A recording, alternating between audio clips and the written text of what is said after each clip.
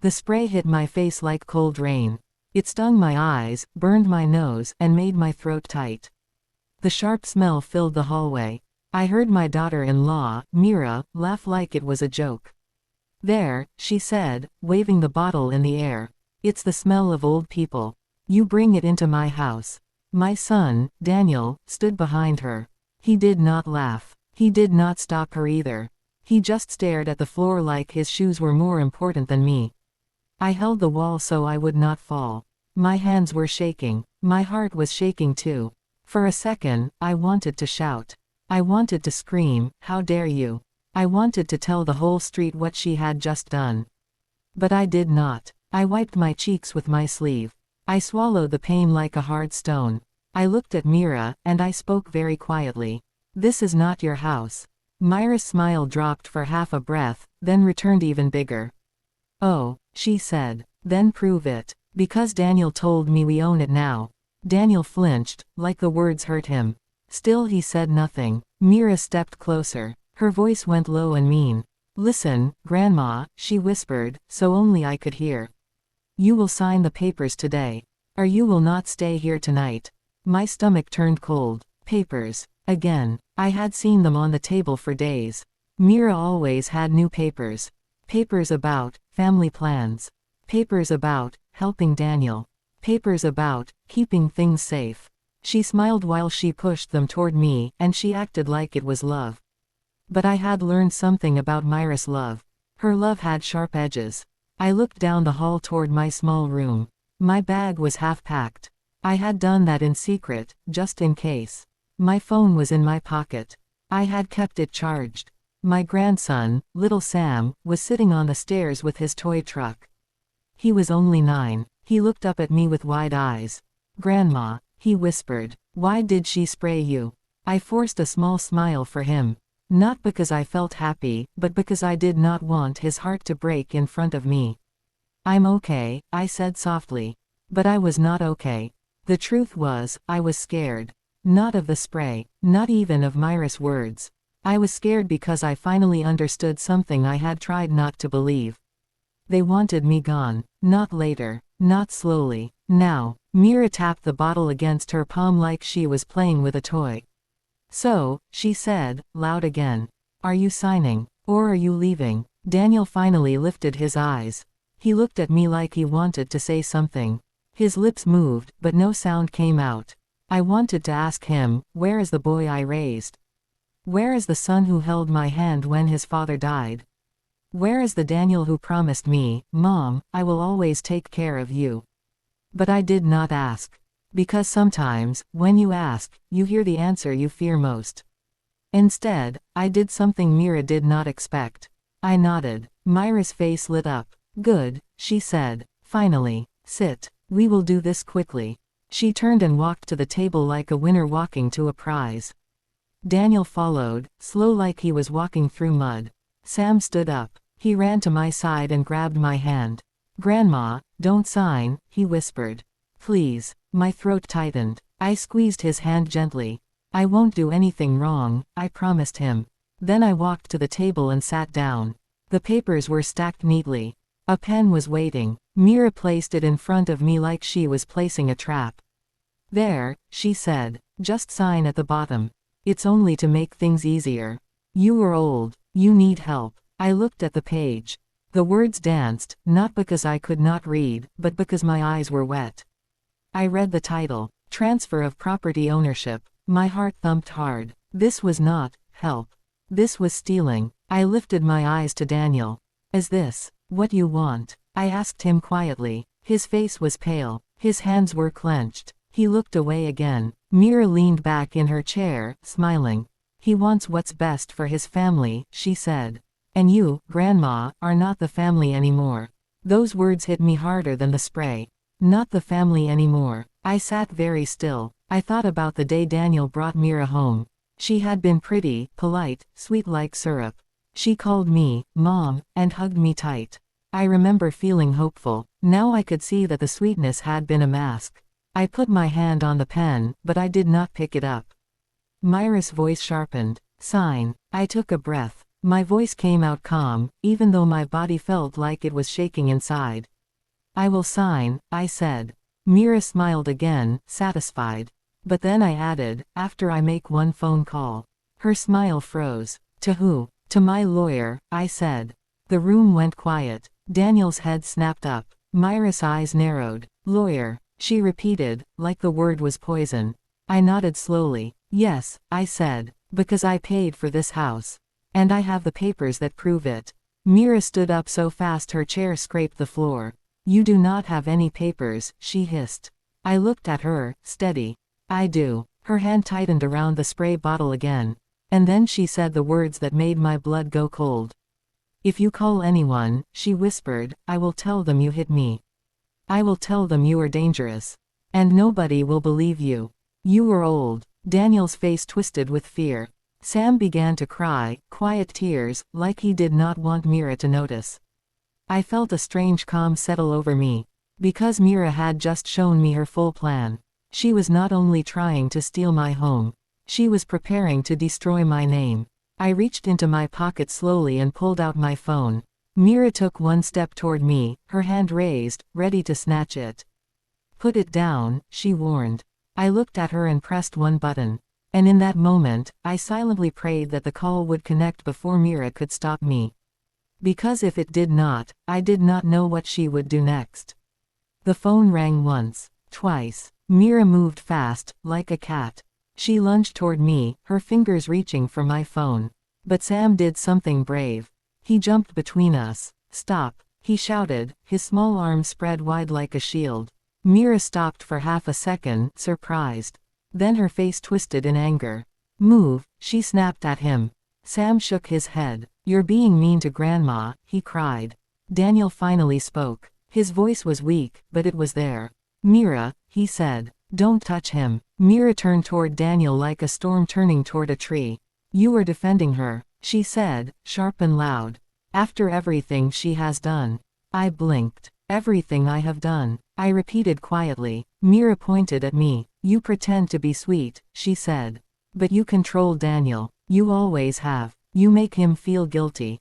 You made him buy this house for you, and now you act like it's yours.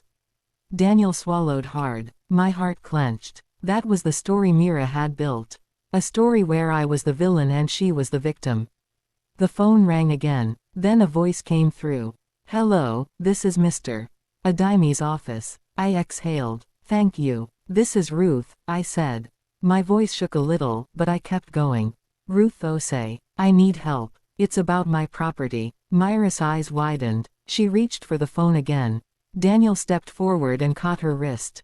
Stop, he said, louder this time. His hands were trembling, but he held her arm away from me. Mira stared at him like she did not recognize him. Daniel, she hissed, let go.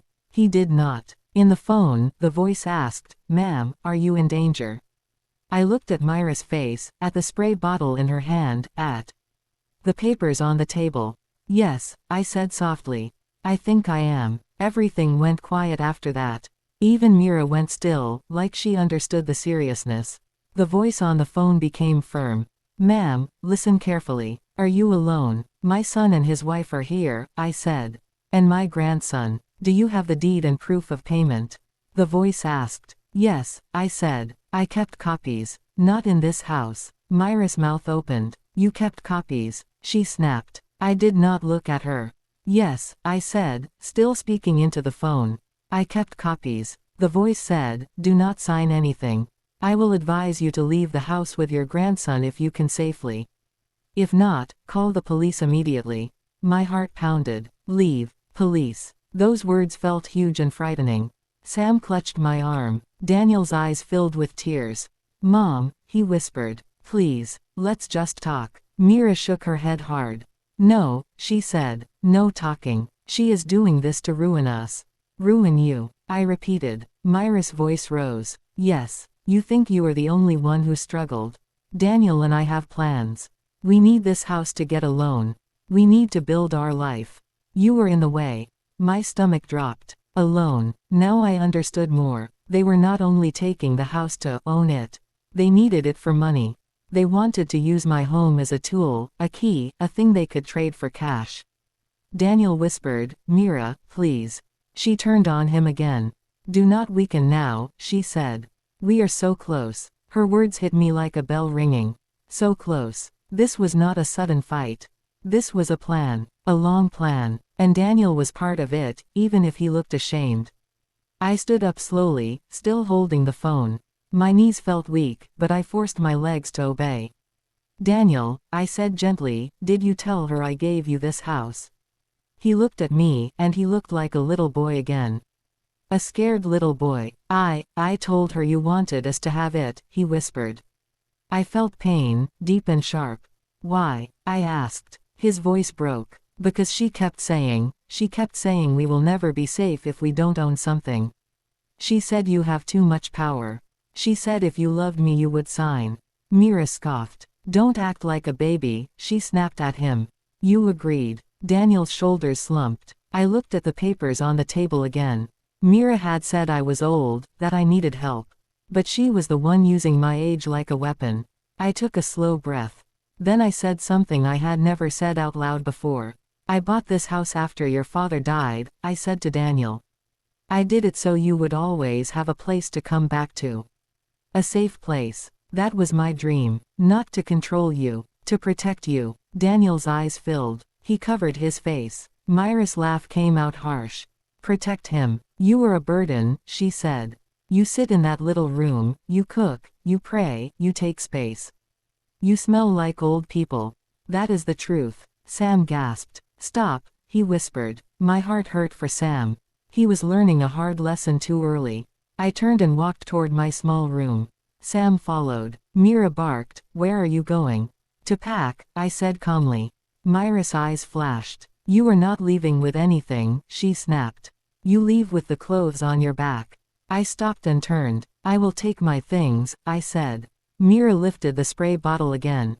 "Try," she said, and her voice was low and dangerous.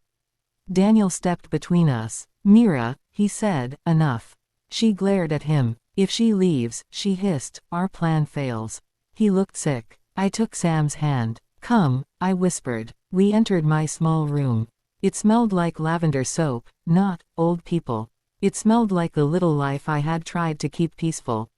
I opened my drawer and pulled out a small envelope. Inside were photos, receipts, and a key. Sam looked up at me. "Grandma," he whispered, "what is that?" I knelt in front of him and spoke softly, the way you speak to a child when you need them to be brave. "That is proof," I said. "Proof that this house is mine. Proof that nobody can steal it with lies." Sam wiped his tears. "Are they going to hurt you?" he asked. I swallowed. "I don't know," I admitted. "But we are going to do the right thing." I stood and went to the closet. I pulled out my coat. From the hallway, I heard Myra's voice. She was on the phone now. "Yes," she was saying, fast and tense. "She is refusing. She is calling people. You said the papers were enough. You said she would be too scared to fight." My blood ran cold. She was talking to someone else. Someone who helped her make this plan. I moved closer to the door and listened. Myra's voice dropped. "No, I can't let her leave," she said. "If she goes, we lose everything." Then she said a name. "Mr. Cola," she whispered. "Tell me what to do." I did not know who Mr. Cola was, but I knew what it meant. This was bigger than a mean daughter-in-law. This was a trap built by more than one person. I backed away quietly. My hands were shaking again. I looked at Sam. "We need to go," I whispered. Sam nodded, but his face was scared. I opened the door slowly. Mira turned, phone still at her ear. Her eyes locked on me. And then she smiled. It was not a happy smile. It was the smile of someone who thinks they have already won. "You are not going anywhere," she said. And in her other hand, the spray bottle was gone. She was holding my purse. My purse, with my ID and my bank card and my emergency money. She had taken it, and she was standing between me and the front door. For a moment, I could not breathe. Mira held my purse like it was her prize.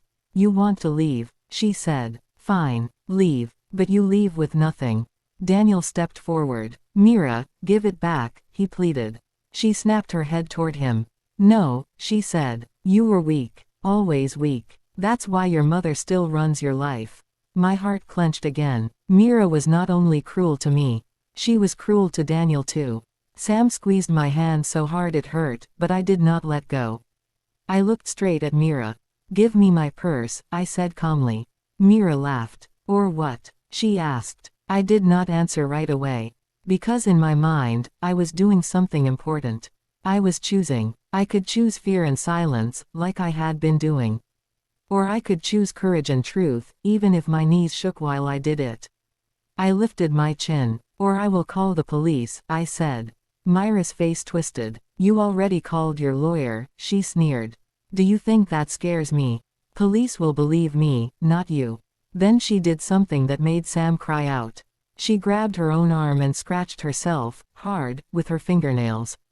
Red lines appeared. Daniel gasped. Mira, stop. Myra's eyes were wild. See, she hissed. Now I have marks. I will tell them she attacked me. My stomach dropped. This was exactly what she had threatened. She was building a lie right in front of us. I felt dizzy, like the room was spinning. Then I remembered something. I slid my hand into my coat pocket and touched my phone. It was still recording. After the call with the lawyer, I had pressed a button and left it on. Not because I was clever like a spy, but because my instincts had screamed, do not let her twist the story. Mira did not know. I looked at Daniel. Daniel, I said gently, look at me. He looked, tears in his eyes. You need to decide, I said. You can protect the lie, or you can protect your son. Sam's sobs filled the hallway. Mira hissed, don't listen to her. Daniel's face crumpled. He looked at Sam. He looked at me. He looked at Myra's scratched arm. Finally, he whispered, stop, Mira. Just stop. Mira stared at him, shocked. What did you say? I said stop, Daniel repeated, louder. His voice shook, but it was real. Give my mother her purse. Myra's mouth dropped open. For a second, she looked like someone had slapped her. Then her face hardened. You choose her, she said slowly. After everything I did for you. Daniel shook his head. This isn't right, he said. I was wrong. Myra's eyes narrowed. If you were wrong, she said, then you will pay too. She turned and ran toward the kitchen. I froze. My mind raced. Knife. Boiling water. Anything. Daniel. I cried. He ran after her. I grabbed Sam and pulled him back into my room. I closed the door and locked it. Sam was shaking. Grandma, what is happening? He sobbed. I knelt and held his face gently. Listen to me, I said. You were brave. You did good. Now you stay quiet, okay? He nodded, tears dripping. I pulled out my phone and dialed emergency. My hands shook so much I almost dropped it. When the operator answered, I spoke quickly. My daughter-in-law is trying to steal my property, I said. She is threatening me. She is making a false accusation. Please send help. The operator asked for my address.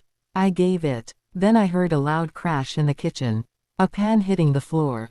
Daniel's voice yelling, Mira, put it down. My heart pounded. Sam covered his ears. I opened my door a tiny bit and peeked out. In the hallway, Daniel and Mira were struggling. Mira had my purse in one hand and a thick folder in the other. The folder looked like more papers. Give it back, Daniel shouted. Mira shouted back, you are a fool. You will regret this. Then she turned and ran toward the front door. Daniel chased her. I ran after them too, even though my legs ached. Mira, I shouted. Stop. She yanked the door open. And then the worst thing happened. She shoved Daniel hard. Daniel stumbled, hit the edge of the shoe rack, and fell. His head struck the wall with a dull sound. Daniel, I screamed. Sam ran out behind me and cried, Daddy. Daniel's eyes fluttered. He looked confused. Mira froze for half a second, like she had not planned that part. Then she made a choice. She stepped over Daniel like he was nothing and bolted out of the house, still holding my purse and the folder. I ran to Daniel's side. Stay awake, I begged. Daniel, please stay awake. His eyes rolled. Mom, he whispered, faint. I'm sorry. Sam sobbed and clung to his father's arm. I heard sirens in the distance. Then I heard Myra's voice outside, loud, acting. Help, she screamed. Help, she attacked me. My blood ran cold. She was already telling the lie. I stood up, shaky but determined. I walked to the doorway. Mira was on the front steps, holding her scratched arm out for the neighbors to see. She was crying fake tears. She went crazy. She shouted. She attacked me. She's dangerous. A few neighbors stepped out. Faces appeared in windows. Then the police car turned onto our street and stopped in front of the house. 2 officers stepped out. Mira ran toward them, holding her arm, crying louder. "Officer," she sobbed. "She attacked me. She tried to hurt me." The officers looked from Mira to me. One officer asked, "Ma'am, is this true?" My mouth went dry. This was the moment Mira wanted. This was where she hoped my fear would make me silent, where my age would make me look guilty, where my calm would look like coldness. I took a breath. Then I reached into my pocket and held up my phone. "No," I said clearly. "It is not true. And I have a recording." Myra's face went white. The officer's eyes narrowed. "A recording," he repeated. "Yes," I said. "It recorded everything. The spray, the threats, the papers, her plan." Mira shook her head fast. "She's lying," she cried. But her voice was not strong anymore. The officer held out his hand. "Ma'am," he said to me, "please let me hear it." My hands shook as I unlocked the screen. Behind me, Daniel groaned on the floor, and Sam cried, "Daddy, please wake up." My heart split in two, one half with fear, one half with hope. Because if the recording worked, the truth would win. But if something went wrong, Mira would still have my purse, my ID, my money, and she could disappear. And then I would have to fight a bigger battle than I had ever fought in my life. The officer listened to the recording with a serious face. The other officer walked into the house and saw Daniel on the floor. His voice became sharp. "Call an ambulance," he said into his radio. Mira stood on the steps, frozen. I watched the officer's face as the audio played. First, Myra's voice, "It's the smell of old people." Then, "You will sign today, or you will not stay here tonight." Then, "If you call anyone, I will say you hit me. Nobody will believe you. You were old." The officer's jaw tightened. Myra's shoulders began to shake. Not with real sadness, but with panic. When the recording ended, the officer looked at Mira. "Ma'am," he said, calm but firm, "you need to hand over the purse." Mira screamed, "No. She is tricking you. Daniel and I own this house." The officer asked, "Do you have proof of ownership on you?" Mira stuttered. "The papers," she said. "The papers are inside." She was going to sign. The officer's eyes narrowed. "So she did not sign." Myra's face twisted. She realized she had spoken the truth without meaning to. She tried to move away, but the officer stepped closer. "Hand it over," he repeated. Mira clutched the purse tighter. Then she did something desperate. She threw the purse onto the ground and ran. She ran down the street like a thief, holding the folder of papers against her chest. One officer chased her. The other stayed and helped keep the neighbors back while the ambulance arrived. I ran back inside to Daniel. His eyes were open now, but he looked dizzy and scared. "Mom," he whispered, "I messed up." I held his hand. "You did," I said softly. "But you can still do the right thing now." Sam kept crying, wiping his nose with his sleeve. "Daddy, don't die," he begged. Daniel turned his head a little and forced a small smile for Sam. "I'm not dying," he whispered. "I'm sorry, buddy." The ambulance arrived. The paramedics checked Daniel's head, then lifted him onto a stretcher. As they rolled him out, Daniel looked at me again. "Mom," he said, voice weak, "Mira said she was pregnant." My heart stopped for half a second. "Pregnant," I repeated. Daniel nodded, eyes full of shame. "She said if I didn't do what she wanted, she would leave. She said I would lose my child." My chest tightened. Now I understood the chain around Daniel's neck. Fear. Mira had used fear like a rope. I squeezed Daniel's hand. "We will talk later," I said. "First you heal." He nodded. The ambulance doors closed. Then I stood alone with Sam, the house suddenly quiet except for the whispers of neighbors outside. Sam looked up at me. "Grandma," he asked, "is Mommy going to jail?" His question broke my heart because it was too big for a 9-year-old, but he deserved the truth in a way he could hold. "I don't know yet," I said gently. "But what she did was wrong, and wrong things have consequences." Minutes later, the officer returned. He had Mira with him. Her hair was messy. Her face was angry and terrified.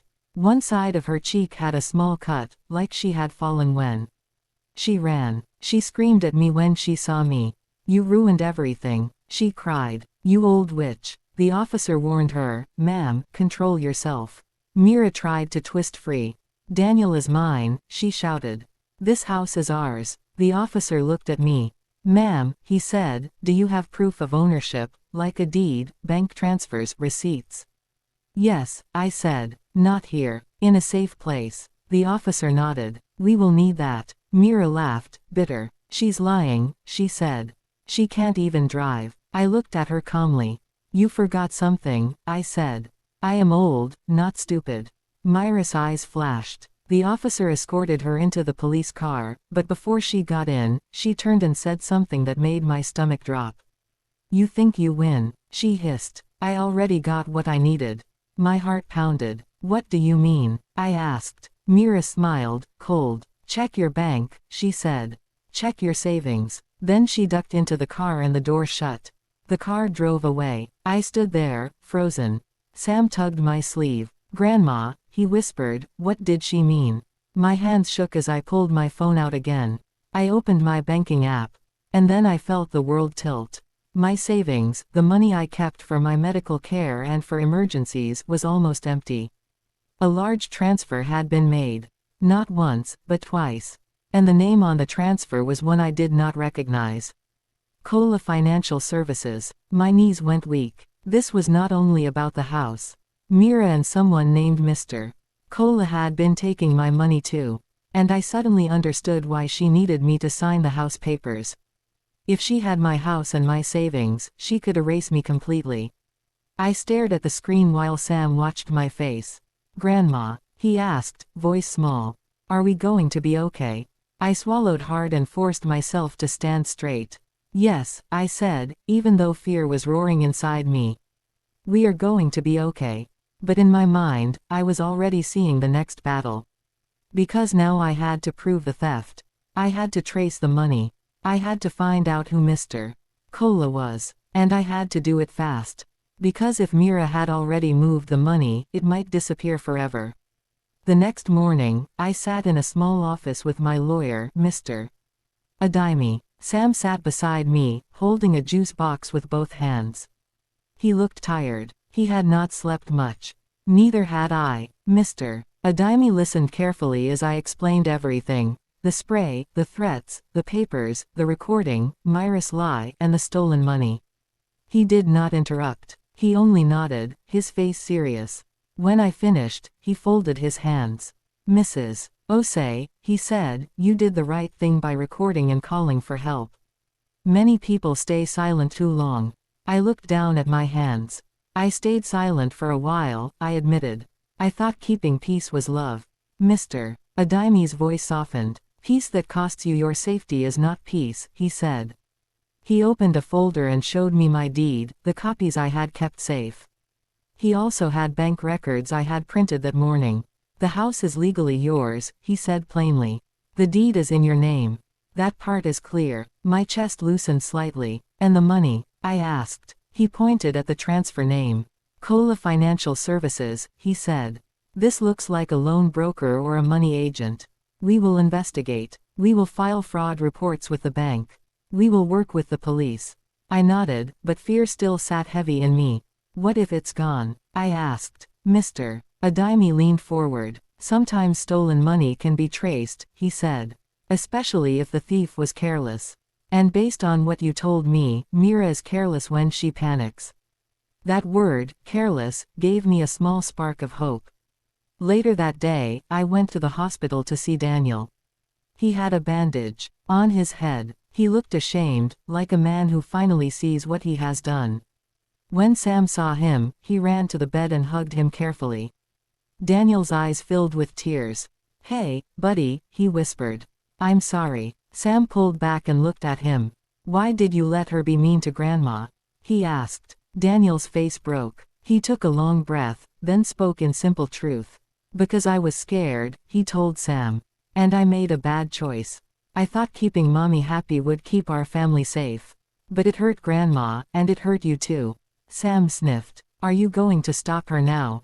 He asked. Daniel nodded. Yes, he said. I will. Then he looked at me. Mom, he said, I don't know how I became this person. I sat beside him. I took his hand. You became that person one small lie at a time, I said gently. And you can become a better person one honest step at a time. Daniel started to cry, quiet and real. I told her things, he admitted. I told her you had money. I told her you would sign because you hate conflict. She pushed, and I didn't stop her. My heart ached, but I needed truth more than I needed comfort. Daniel, I said, why did you let her take my savings? His eyes widened. Savings, he repeated. Mom, I didn't know about that. I studied his face. For the first time in a long time, I believed him. I think she did that behind your back, I said. Daniel's jaw tightened. Then she is worse than I thought, he whispered. He told me the whole story then, plainly. Mira had been talking to a man named Mr. Cola for months. She told Daniel it was for business. She told him they were going to start something big, something that would make them rich. She said Mr. Cola could help us get loans, Daniel admitted. But he needed property papers to convince banks. She kept saying, your mother's house is the key. I nodded slowly. And the pregnancy? I asked. Daniel's eyes dropped. She lied, he said, voice shaking. The doctor said she wasn't. She cried and said the doctor was wrong. She said if I doubted her, I didn't love her. I closed my eyes for a moment. Mira had trapped Daniel with fear and fake promises. And Daniel had trapped me with silence. That was the ugly chain. 3 days later, the police called. They had interviewed Mira. They had also brought in Mr. Cola for questioning. It turned out Mr. Cola was not a real, financial helper. He ran a small scam business. He convinced people to bring property documents and bank access so he could arrange loans. Then he drained accounts and disappeared. But this time, he could not disappear. Because Mira had panicked and used his business name on the transfer. And my bank flagged the activity when I filed the report quickly. Some of the money had already been moved, but a large part was frozen before it could vanish. When I heard that, I cried. Not because money is everything, but because that money was my safety. It was my medicine. It was my future. A week later, Daniel returned home, but he did not return to Mira. He filed for separation and asked for legal protection for Sam. Mira was charged for theft and for making a false report. She still tried to blame me. In court, she said, she is old. She made it up. But then the recording played. The judge heard Myra's own voice. The room went quiet as everyone listened to her threats. Myra's face changed from confidence to fear. The judge looked at her and said words I will never forget. Age does not erase truth, the judge said. And cruelty is not a mistake. It is a choice. Myra's shoulders sank. Daniel sat beside me in the courtroom. His hands were folded. His head was bowed. When the judge finished, Daniel turned to me. I'm sorry, he whispered again. I nodded. I know, I said. Now live it. Life did not become perfect after that. It did not turn into a fairy tale. Daniel went to counseling. He learned how to speak up, how to set boundaries, how to stop letting fear control him. Sam had nightmares for a while. Sometimes he would wake up crying and ask, is Mommy coming back to hurt Grandma? I would hold him and say, you are safe. Your dad is learning to protect you. And Grandma is here. And I learned something too. I learned that silence is not always kindness. Sometimes silence is permission for evil to grow. I also learned that you can be gentle and still be strong.